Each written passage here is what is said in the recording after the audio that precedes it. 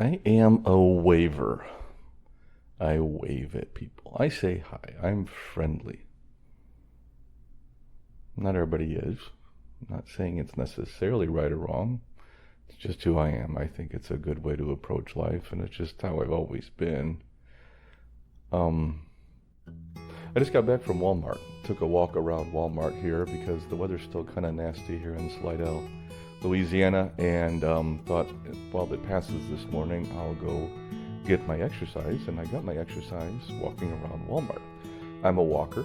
That's how I usually get my exercise. I know I could do other things in the gym and stuff, but kind of like to check out places. If it was nicer outside, I would have gone outside, but here I took a walk in, and it was just fun. I walked by a woman who was working the checkout line, and she was standing at the end of the checkout line. And I was walking by her, and she said to me, "Good morning, sir." And I said back to her with a smile, I said, "Good morning to you, and how are you?" And she said something that hit me and really kind of fit, which was, "I am blessed."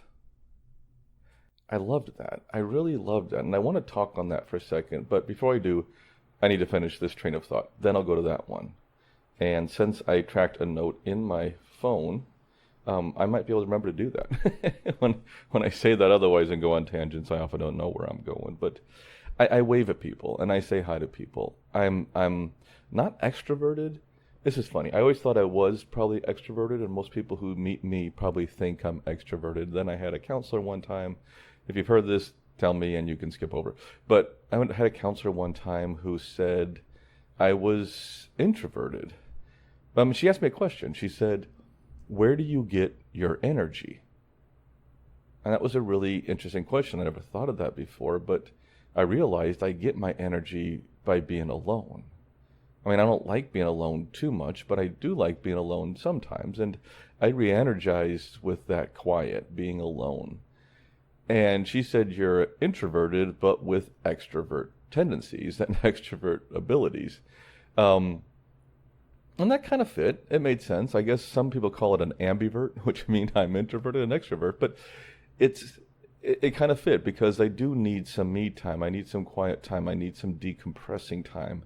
I can't be social all the time. I go nuts. And so when I really feel worn down, I often am by myself or just with my wife, and we are quiet and we're, watch TV or something, but something just to let myself, reset. But I do think it's interesting because, walking around something Walmart, walking around saying hi to people, I wave to people in my neighborhood all the time. I wave to cars that go by. And half the time they wave back and half they don't. Sometimes it's somebody I know.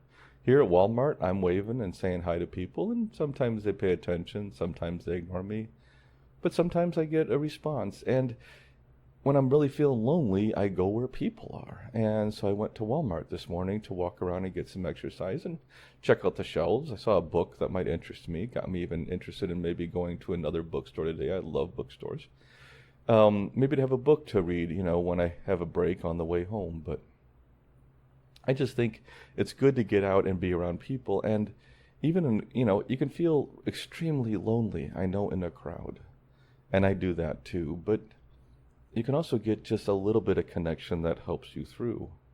And at Walmart, I just kind of slowed down. I took a leisurely walk and did about 3 laps around this Walmart, checking out things and saying hi to people. And one person I started up a conversation with, and very briefly, and moved on.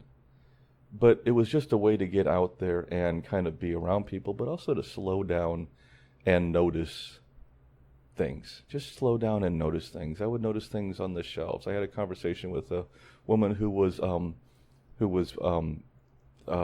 doing, what's the term for it? God, there goes my brain.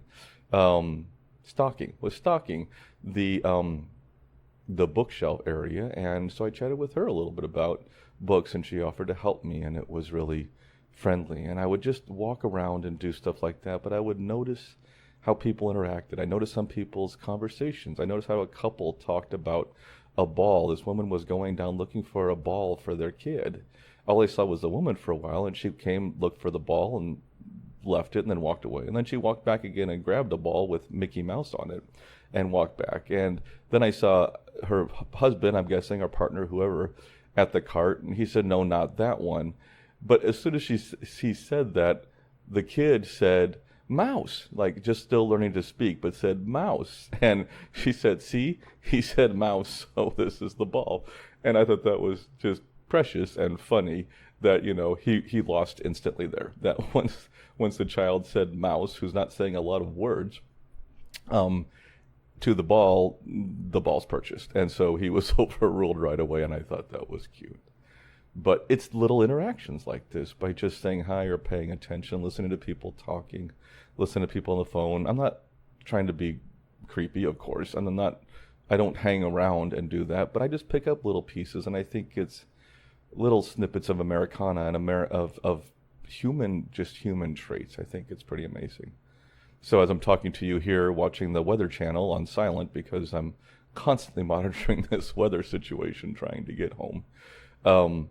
I just think it's interesting to go out there and be amongst people and be around where people are and, do stuff. So I'm back in my hotel, I'll pack up here in a little bit, and I'll head on to Baton Rouge. I'm meeting up with some friends from my other podcast, from Ben's Free Podcast there, some friends that I've had friends for a long time. I'm going to meet up with there for the first time. Only corresponded via email and phone now and then, but never met them in person, and so I'm looking forward to that.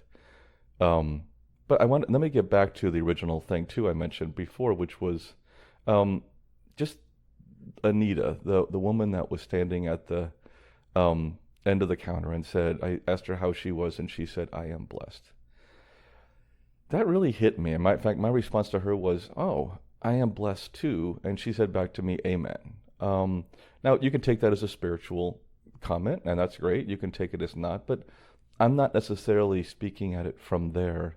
I think there's definitely a religious component here, but I think there's also just a component of gratitude, and gratitude is something I want to hit up a lot on this podcast and talk about, because I think it's something we easily forget so fast in our world, but it's such a powerful tool for us in raising our spirits and helping us feel better and helping us appreciate the little things like a stroll around Walmart. My experience with benzodiazepines and the hell I went through for several years and all that stuff, it really reframed my outlook on life, and mostly for a positive way. And now I see the world from a different viewpoint. I've lowered the bar. Little things, simple things, mean so much to me.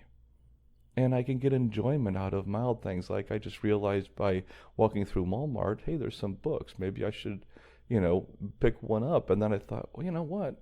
Why don't I look for a bookstore along the way? And that'd be a nice stop for me to roam around a bookstore, maybe pick up a book for the rest of the way home. Lifted my spirits a little bit.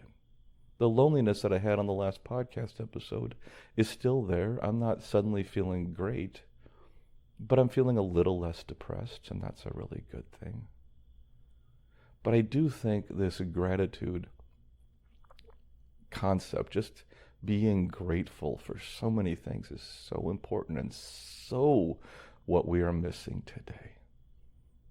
It does seem like most people are much more focused on blame, much more focused on criticism, much more focused on the toxicity of the other person, instead of the gratitude that there is another person. Just having gratitude for the things you have. We are so incredibly blessed.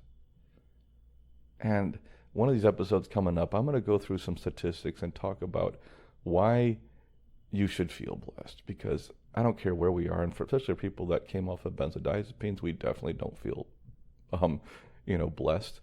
People who have had chronic anxiety, people who have struggling with severe anxiety all their lives and can't leave their homes, and some of you are those people, you don't feel blessed.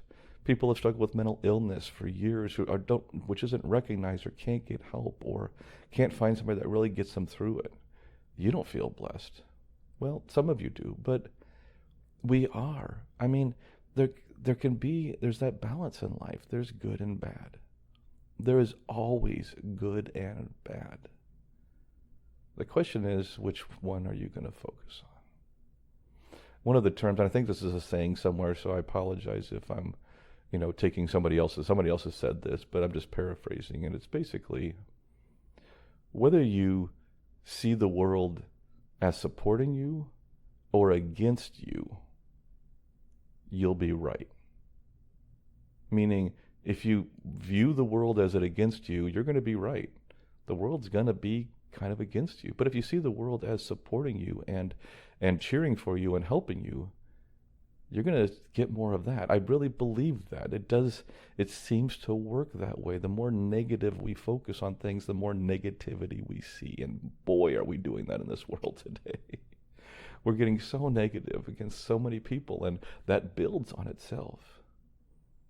But if you make the change over to the positive and try to focus on that, not saying there's not negatives, and not saying you don't feel it and don't experience it, the negative things, but once you start to see the positives and be grateful for those things that are happening, you'll see more of that, and that's awesome too. That's awesome too. I try to do more of that. I'm not saying you can just be positive all the time, because you can't. And also, I'm not saying you shouldn't embrace and actually feel the negative feelings. Boy, that's a whole nother podcast. But I've discovered that, and sometimes that's really good. I've been doing that on this trip. It's okay to do that. But to have gratitude for what you have, to start to count the things that are going well for you, is so important. That's all I'm saying. And a simple way to start this, and I mentioned this before in the other podcast, but a simple way to do the gratitude, and something I'm going to start doing, I think, on this trip. But if you journal at all, or if you write down things, whatever it is, before you go to bed, list 3 things you are grateful for. It's a very simple exercise. Just before bed, list 3 things about that day you are grateful for. Or, things overall. The thing is, though, each night continue to do that, but each night it has to be something different. So I could say I am grateful for my wife, which I am extremely grateful for my wife, and I could list that today, but I can't list that same thing tomorrow. I could list something else that maybe she did or whatever, but it has to be something new, so that you start to build up these gratitudes over time. And if you write them down in a journal, write them down somewhere, you can go back and see them. And you can see the things that you have going positive for you, and it starts to build on itself. It really builds on itself. And I think that's probably a good lesson for me. So I'm going to find a bookstore today. I'm going to take this as my own. See, this is what this podcast is about. This is what I'm excited is. I am not an expert. I don't know, there are a lot of real experts out there, but I am not an expert in this. I'm a guy with lived experience, meaning I've lived through this stuff. I've lived through some serious crap, some really serious stuff with the benzodiazepines and with my parents and everything else, and some childhood stuff. We all have our shit.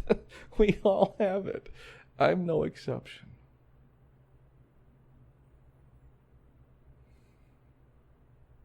But I think it's important just to pay attention to that sometimes and see that stuff and see what you're going through. So I'm going to stop at a bookstore here on the way to Baton Rouge, find one somewhere. I'm sure there's got to be still a few bookstores out in this world.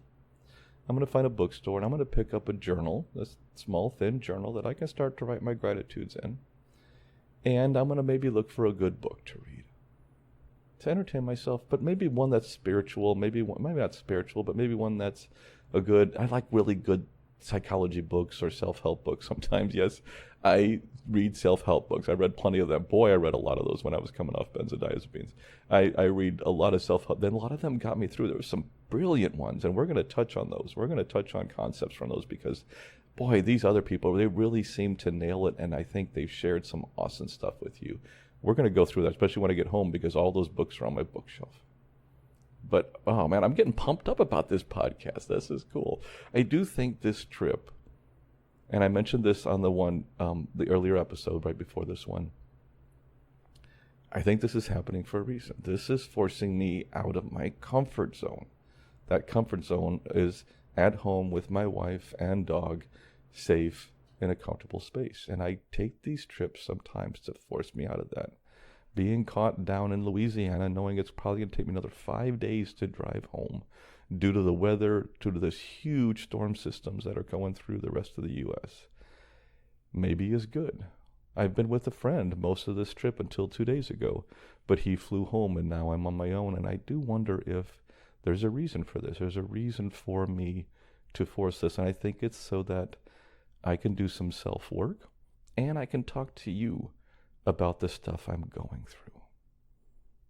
There. How's that for you? So, gratitudes, start writing out gratitudes. I'm going to pick up a book. I'll probably be talking to you again a little later today.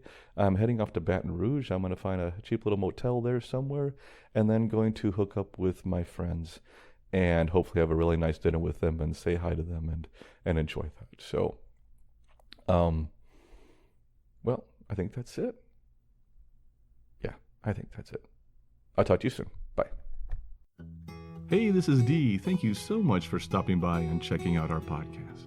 I do need to remind everyone that this podcast is for informational purposes only and should never be considered medical, psychological, or professional health advice of any kind.